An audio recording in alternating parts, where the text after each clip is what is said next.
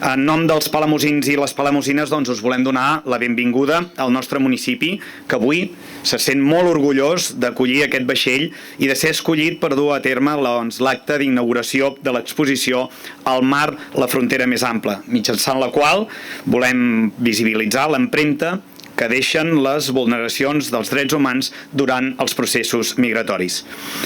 Ens trobem aquí al port de Palamós, que per nosaltres, i com hauria de ser per a qualsevol ciutat oberta al mar, ha estat, és i continuarà sent una infraestructura que esdevé una de les principals portes d'entrada en el nostre municipi.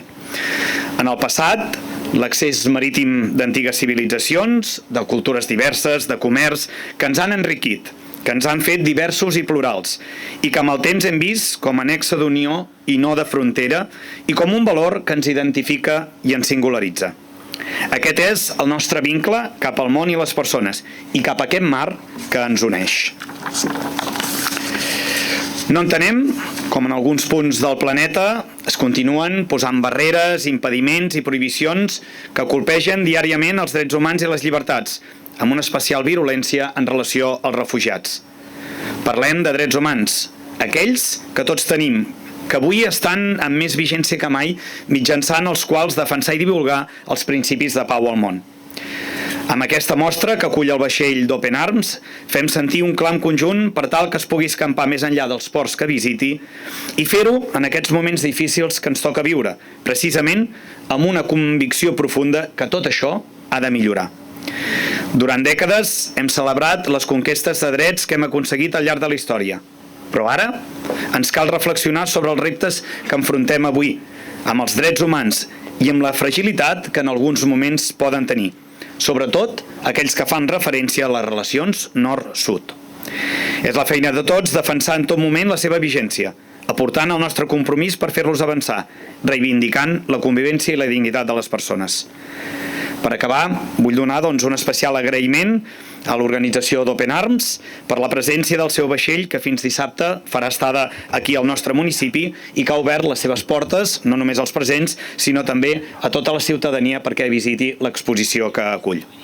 I reiterar també el nostre agraïment a la Conselleria d'Igualtat i Feminismes per fer-nos partíceps d'aquesta iniciativa que avui arrenca aquí al nostre port, al port de Palamós, i que ens fa referents a Catalunya en aquesta commemoració del 75è aniversari de la Declaració Universal dels Drets Humans. Hi ha tres components principals. Un té a veure amb reivindicar-ne la seva vigència, fins i tot en hores baixes.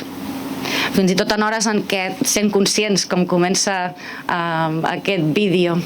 que el naixement de la Declaració Universal dels Drets Humans és després de la fi del que la humanitat considera que ha sigut la guerra més devastadora, més deshumanitzadora que hi havia hagut fins a aquell moment, i ens trobem actualment en moltíssims conflictes oberts arreu del món, moltes guerres amb un incompliment flagrant del dret humanitari per part dels estats i sovint poca força de la comunitat internacional a l'hora de fer complir aquest dret humanitari.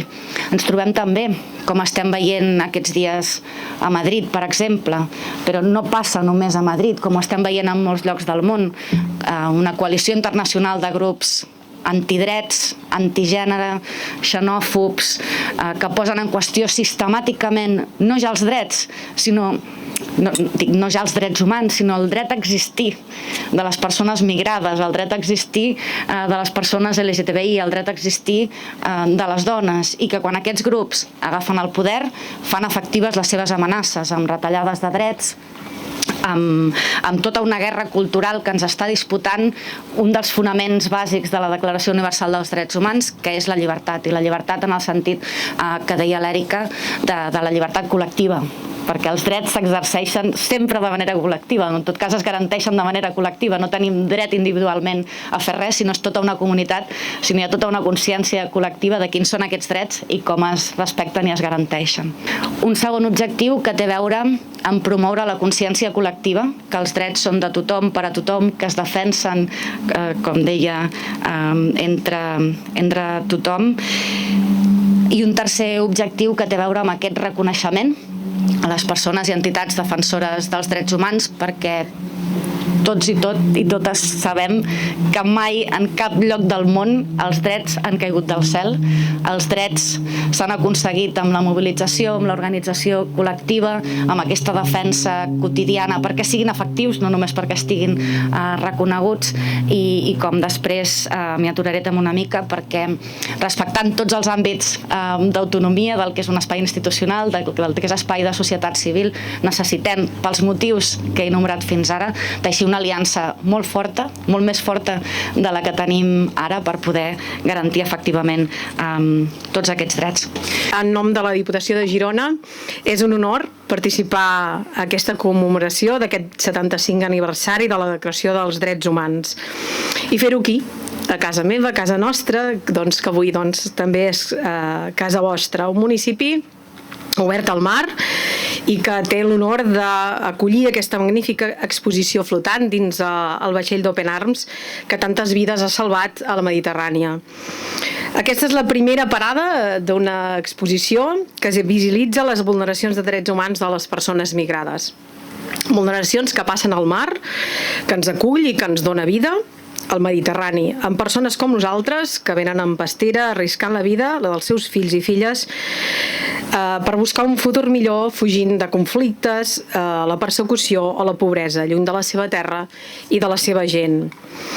Durant les properes setmanes aquest vaixell es convertirà en una fàbrica d'empatia que recorrerà els ports de Catalunya, fent-nos reflexionar sobre els drets humans i la vida a la deriva de les persones migrades.